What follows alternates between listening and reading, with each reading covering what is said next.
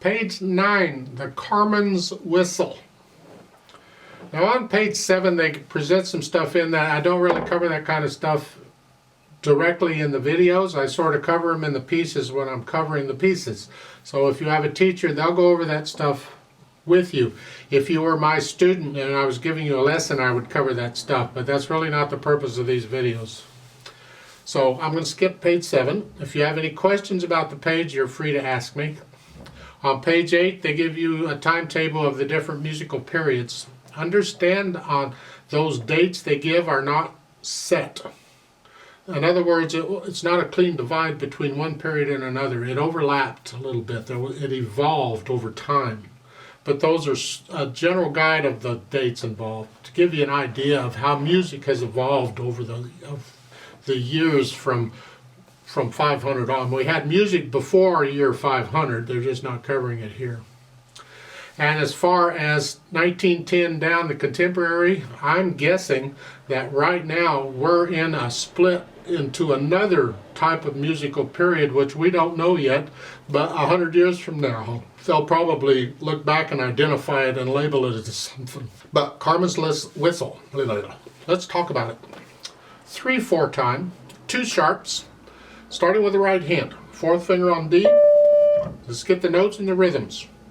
1, 2, 3, 1. Remember the C sharp? 1, 2, 3, 1, 2, 3, 1, 2, 3.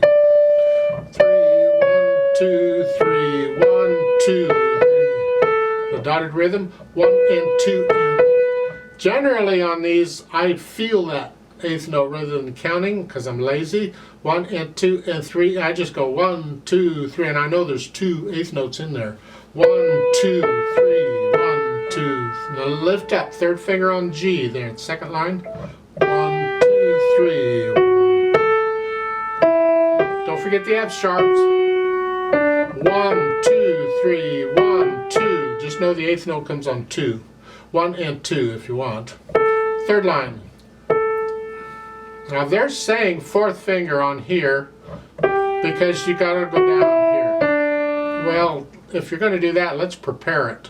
Because in the last 2 measures of the 2nd line, you're here and then here. No. I recommend for the last measure of the 2nd line, you're finishing the measure before here. I recommend you use 3rd finger on the F sharp. Now you're in position for 4th finger. Going on, 3rd line, 3rd measure here. 1 and 2 and 3 and 3. 1 and 2 and 3 and 1 and 2. 1, 2, 3, 1, 2, 3, 1, 2.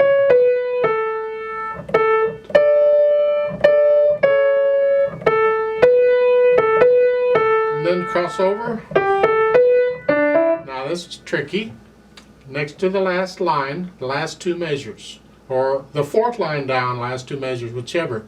It's 1 and 2 and 3 and. Got some syncopation here. You didn't expect that, and then, so watch it. Last line, then cross under the 3rd finger to get the thumb on G. When you're first learning it, you play it all legato and you connect all these notes as best you can. Then reach down an octave for the next D here, like so. Now, sometimes you have to move your hand and the phrasing helps you do that. That's okay, but otherwise try and finger these legato at first. We'll do the staccato and stuff later. Right now we're just trying to figure out a good fingering to use, and playing it legato forces us to use certain fingerings that help us in the long run, and that's why I recommend it. In the left hand, you're starting out, they say 1-3 and 2-5. We're playing it legato, 2-5, and now come up, lift up, 3rd finger.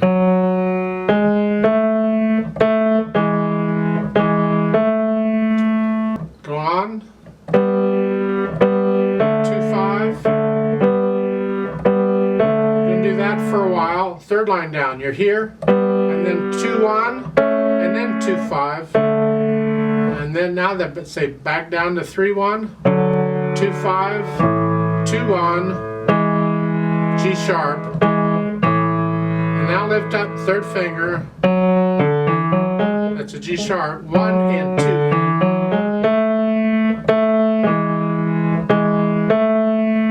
Go on, now it's a G natural, 2-5. You're finishing it up that pretty much. The last two measures, you're here, and then a 2-1, and then I would do a 5-4-2. The whole chord is all these notes. The C sharp and all. You can do a 5-3-2 if you want, but I prefer 5-4-2. It's not as comfortable as 3, but I'd still prefer 5-4-2. It's a little more advanced fingering, but try it out and see. And then put the hands together and see what happens. Again, we're only dealing with the notes and the rhythms and the fingering right now. I'm not worried about dynamics or articulation or none of that. So right now it's here.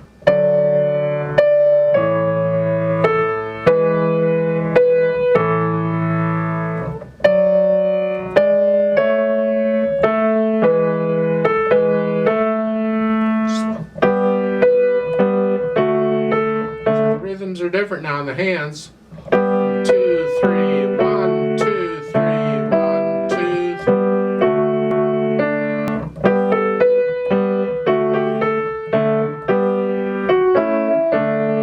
Go on.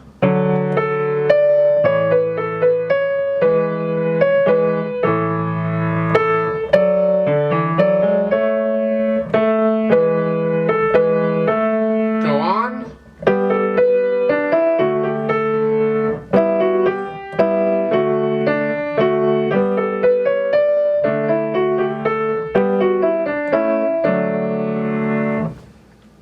Something like that. Now when you can do that, I did that kind of fast. I do that to shorten these videos up a little bit. You go really super slow as you got to get the right notes and fingerings and rhythms. It doesn't matter. Speed's not important right now. That comes later. Now when you get all that, now we can go back maybe and add in the articulation. We have some little bit of phrasing and some staccatos. So at the beginning, you're here, and there's no phrasing or staccatos. Just connect it as best you can.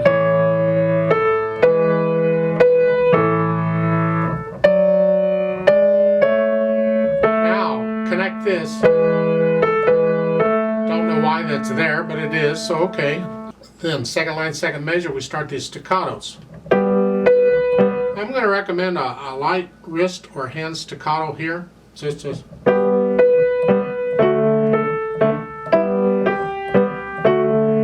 So it's just bum, bum, bum, bum. That's weird when you, well, again.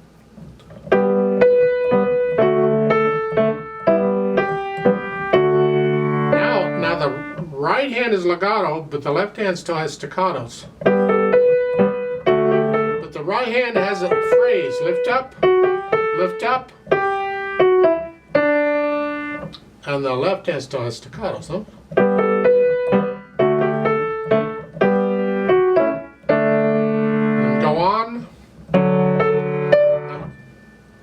Staccato in the right hand.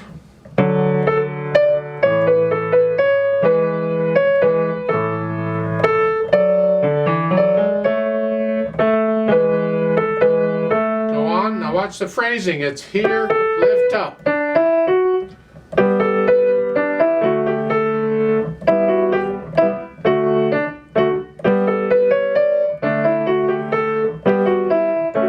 Now in the last line, let's look at this.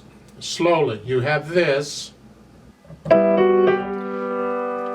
left hand's not staccato, it stays down until the next count. See, it's by itself there.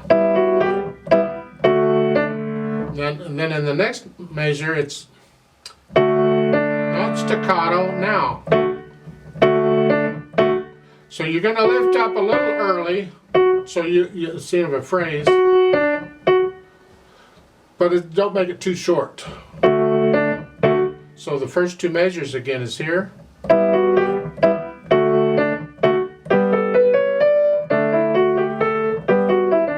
And then the last two measures. Now it's connected all the way to the end there. Now I went through that pretty fast. You go slow when you're working this out. Take your time, and if you're having trouble with a measure or two, you go over those over and over and over and get them. Take your time with this. Don't always, when you practice a piece of music, start at the beginning and go to the end. That's one of the biggest mistakes. I've made it for years. It wasn't until I learned how to practice in college that I learned not to do that. It's a bad idea. Take this thing in pieces. You have repeat signs all over the place. So just take the piece of music between a set of repeat signs and work on that. It might be a different piece each day. Take your time in learning this. You don't have to learn it all in one time. Just the idea is don't always start at the beginning of the piece when you practice it, because you end up learning the beginning of the piece really well, and then the further you get into it, the worse it gets. And I've heard people in recitals, they do this. They start out really strong, and as the piece progresses, they get sloppier and worse and worse and worse. And that's why I know they practice that way. So it's like practice the first line in one measure. Get that down, just there.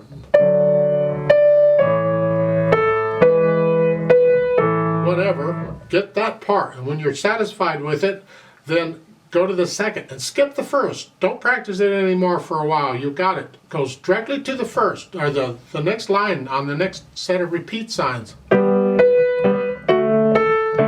And get this section, this part. And when you get that, set it aside and go to the third one and focus on that.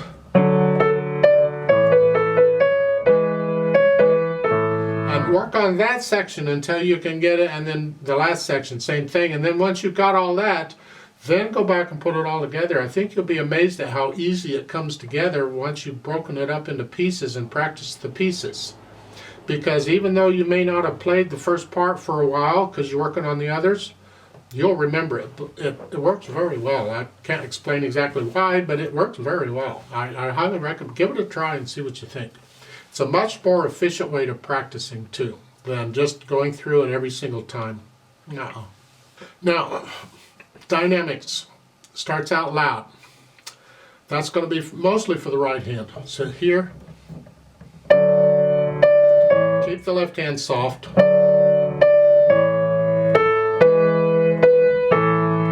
And then in the second line, second measure, down to medium soft, that's the right hand.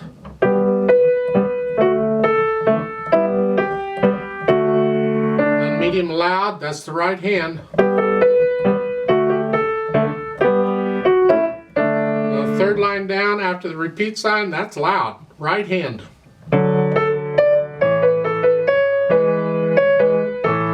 Then the next line down after the repeat sign, you go back down to medium soft. And then the last line, you end it loud. Do you see the F there?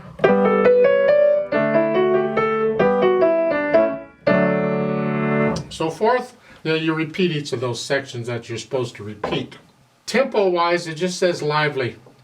Think of, picture in your head about this guy has his horse and cart and he's walking the horse. He's in front of the horse on the horse and cart, and he's walking along and the cart's behind him, and maybe he's sitting on the cart with the horse. I don't know where it is. Just picture yourself a nice, happy, nice day, sun shining, and he's just kind of whistling along down. That's about how the mood feel that, and that tells you about how fast it goes. I think it goes about as fast as I've been playing it, but somewhere in there. I mean, everybody's going to do it a little different. And that's great. That should be that way. I want to do a play with me, slowly, to double check the notes and the rhythms. I will do the articulation. I won't do the dynamics or any of that. And we will do all of the repeats, just like it's written. So put your hands where they go to start. I'll give us 3 counts, and let's do the whole thing slowly. 1, ready, go. 1, 2. 2, 2, 1, 2, 3, 2, 2, 1 and 2,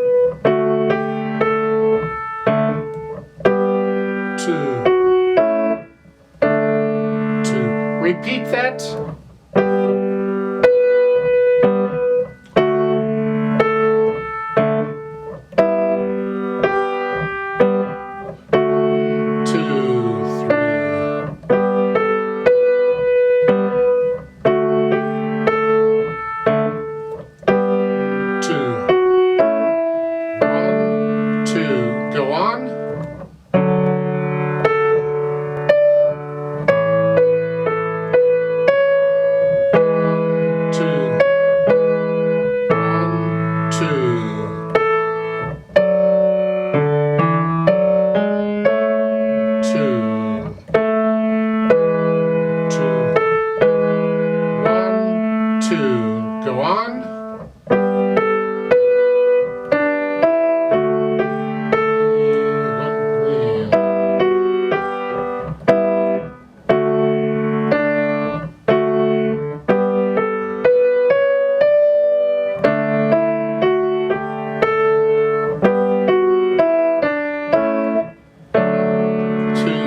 Repeat.